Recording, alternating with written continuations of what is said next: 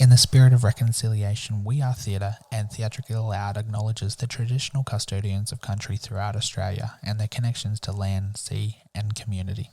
We pay our respects to their elders past, present and extend that respect to all Aboriginal and Torres Strait Islander peoples today.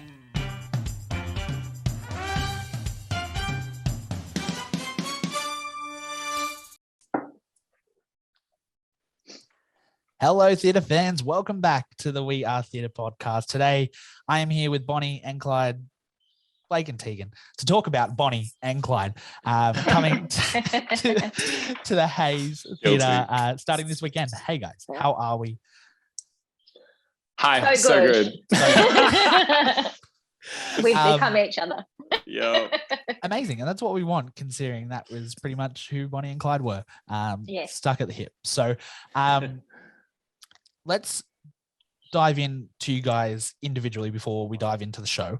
We'll start with Teagan. How did you get into performing and start doing what you're doing? Big questions that you probably weren't expecting. Here we go. Was not expecting the big questions. How did I get into performing?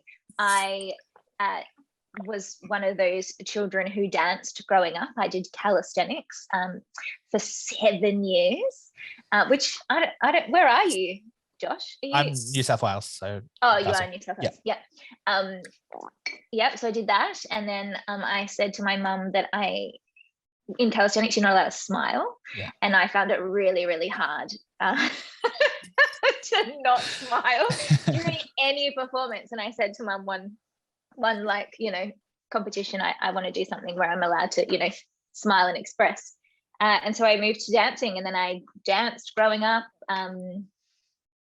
did all the amateur theatre shows and all that kind of stuff, and just loved it, and sort of fell into it that way. I was telling Blake the other day when we were out that I kind of was competitive, and someone told me to audition for the VCA, and I had no idea what that was, and so I was like, well, yeah, I'll audition and I'll get in. So I auditioned, I got in, and then I was like, oh no, I don't actually want to do it, like I just wanted to get into it. So the rest is history, really. I went on and did 2 years at the VCA, and then got my first show after that, and here we are.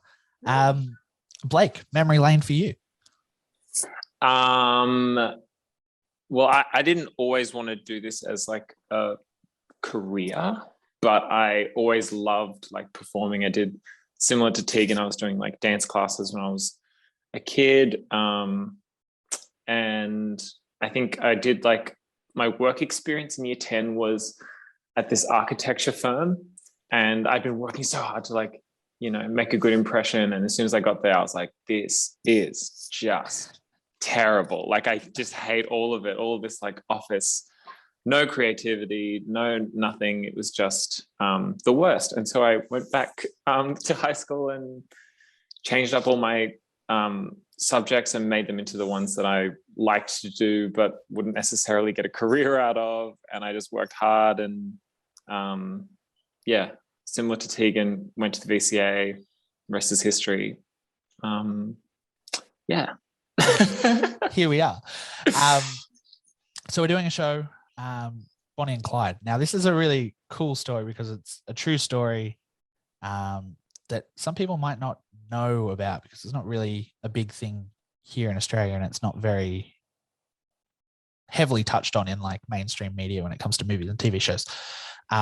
So let's go into individually who you are as Bonnie and Clyde, and give us your little elevator pitch of your character for people coming to this show, who they're going to see you guys as. We'll start with you, Blake. So I play Clyde Barrow, who grew up quite rough, and was constantly in and out of jail, and constantly told that he wouldn't be anything. And we see in the play him and Bonnie pretty much rewrite their story and elevate themselves to being American folklore. Yeah. That solid pitch. That was good. Thanks. Teagan. Competitive. I played Bonnie Parker. She, like Clyde, grew up in basically the height of the Great Depression in America, and had massive dreams, wanted to be a poet. She was very intelligent. So she wanted to be a poet, she wanted to be an actress, a singer, really determined young woman who then obviously had her dreams sort of dampened by the fact that there was really no way out of West Dallas. And then she met Clyde, and the rest is history, really. Yeah. She became famous for all the things that, she didn't expect, I'm sure. 100%. Really interesting story. Like, obviously being a part of the Great Depression, crime was running wild through the US at this point. We see Al Capone mentioned throughout the story and everything like that. Doing your character study and kind of getting to know these people, where did you go? How did you find kind of non-biased opinions to kind of figure out who these people actually were, to be able to draw inspiration or knowledge from to build your character into what you're putting on stage in the coming weeks? Do you want to go first? You can just jump in. Okay. I think I found you said trying to like find non-biased opinions, but I think it is important to find the ones that were biased, because during their heyday, they're in the court of public opinion, they went from being heroes to villains so quickly. Cool. And that was kind of odd to sort of see that, because we see that with celebrities today all the time. Yeah. One week they're, the belle of the ball, and then the next week it's a scandal. And I think it was important for me with my character study to find the humanity of him and to try to not justify his actions, but to see how someone in that position could make those actions. Yeah. And it really taught me a lot about how people will do, or what people will do in the pursuit of their dreams, and then by extension the pursuit of the dreams of those they love, and how that can sort of really just tunnel vision you into doing some pretty dire stuff for but still somehow connected in a true place. Yeah, that's cool. I love that. Teagan? Well, I think adding to that, then we then go to the script, and the script really tells a version of Bonnie and Clyde that is their love affair and their obsession with each other, which it does sort of get talked about a little bit in all the research that we did, but I think it's the version that we're doing this musical is definitely telling it from their point of view and their love story. So we also get to create that and not just rely on things that we have read about them. So yeah, it's been fun.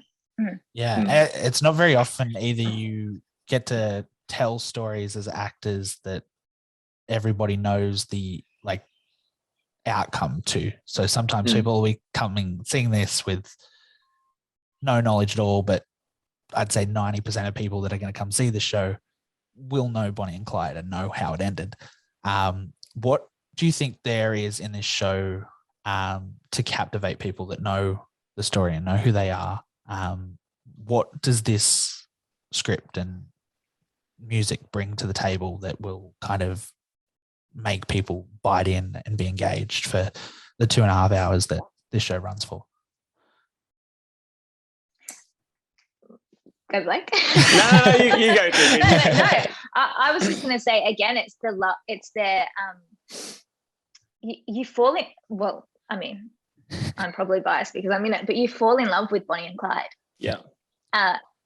And it's this weird. It's even weird as actors playing it that you're kind of like, I'm not supposed to like this person. This person went and killed people and robbed people and all that, but you do absolutely fall in love with them, and you almost excuse and forgive their behavior. So I think I think that'll be a surprise possibly be a surprise to some people. Yeah. Yeah, I think culturally, Australians will latch onto Bonnie and Clyde in a similar way that when we have like the Kelly gang here, where that's created its own like Australian folklore, and there's also just that thing of like the underdog. Like Australians are so willing and ready to just help the little guy. So I feel like that'll be a nice. Hopefully, audiences will connect with that. Yeah. But I think what attracted me most to this is the score. The score is just like nothing else out there like it. There's elements of soul and R&B and country and folk music. It's such an eclectic score, and to get to sing it all the way through, you really see the expanse of how much they wanted to get out of what it was like to live in that time. Yeah, that's a really interesting point with all like the different genre kind of pulls, is that when you think about the lay of America today and where Bonnie and Clyde kind of operated, all of those genres are represented up and down that US coast of all the states they ran through. So like that's actually really interesting, like musically as well. These personalities, putting them big personalities onto a small stage, bringing that into a really intimate, unique venue, being the Haze. I don't think you guys have seen the set yet at recording of this, but by the time it comes out, you will have. What are you most excited for about getting this show into a really intimate, unique space where people are literally right on top of you and you can tell it straight to their face? Teagan, off you go. What am I most excited about? You've stumped me there. We haven't seen the set. I don't know what it's going to look like. There's a little bit of apprehension still there about like what's going to happen. But I think it is, one of our big themes of the show is intimacy, and you like in the Haze, you are absolutely going to be a part of this story. It's not, you're not looking on from a distance. Yeah, you're going to almost live and breathe it with us. So that's always thrilling and petrifying as an actor to do something in such a small space like that, because the audience can see absolutely everything and can absolutely tell if you're faking it. So it'll be a good challenge. Blake, anything to add? I think it's the perfect space for something like this. Like the audience is being invited into the psyches of two of these, people who were real people. And I think it'll be a very intimate experience. Yeah, you don't want to miss it in a space like this. Because like if you've got questions about, it's such a big thing to have it in such a small space, it's like it'll only be in this teeny tiny theater for 4 short weeks. So you want to make sure you come along to it. Yeah, I've got 2 tickets booked. I'm coming on 2 different nights to make sure I'm getting everything. So great! You guys will be sick of me by the end of it. But I think that's a really cool thing about Haze is what's it like from an actor's perspective as well? Because Haze is really unique for not having a kind of barrier as an actor. Like on your bigger theaters, you've got either an orchestra pit or a 3-foot drop to the audience. On the Haze, that front row is dead on the same floor that you're sitting on, nothing in between you. And walking through the center aisle and being absolutely immersed in the audience.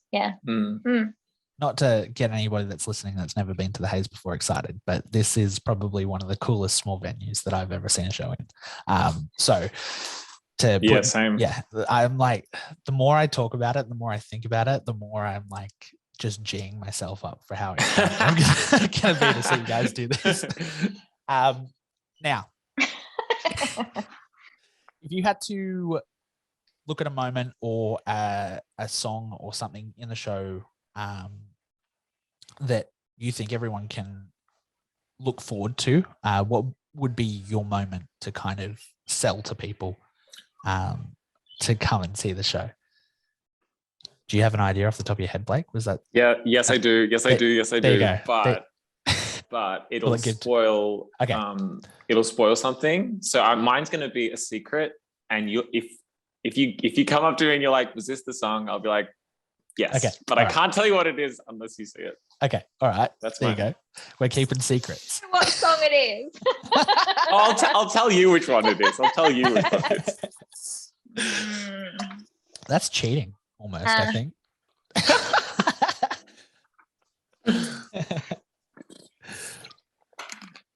I think what I didn't even know what the question was anymore. What did you say? A moment or a song that a moment or a song. People can look forward to coming to see. Oh, the whole thing. Everything. All the songs are great. Yeah. All the music's great. The talent in the show is outrageous, quite frankly. Yeah, it's actually rude. Singing is, people are they really did put together a very talented cast. So you won't be disappointed. Won't be disappointed. And if you've fallen in love with the album, you are going to you don't even know what this is going to be like. Oh yeah, Zara has done a phenomenal job with music direction. Yes. And of course Reese casting everyone. Like, it's just a very stellar group. We very quickly become family, and I'm obsessed with everyone. It's just like, such a good group. The excitement is buzzing. We've got secrets. We've got the whole show being amazing, an amazing group. That's going to wrap us up. Nice, quick, short, sharp. Just like the season of this show is going to be at the Hayes, just 4 weeks. So make sure you get your tickets. I'm pretty sure that it's limited availability for most nights at the start of things anyway at the moment. I struggled to find tickets at one point for certain shows. So we're running from this Friday, 17th of June. This is so exciting. I'm so pumped. Guys, make sure you go and see the show. This is 100% the not going to want to miss it type of thing. Links for everything are going to be down below, easy access, so you guys can just click and run. Any final words as we wrap things up, guys? I think we've said most of everything, but come and see us. Come and say hello. Yeah. There we go.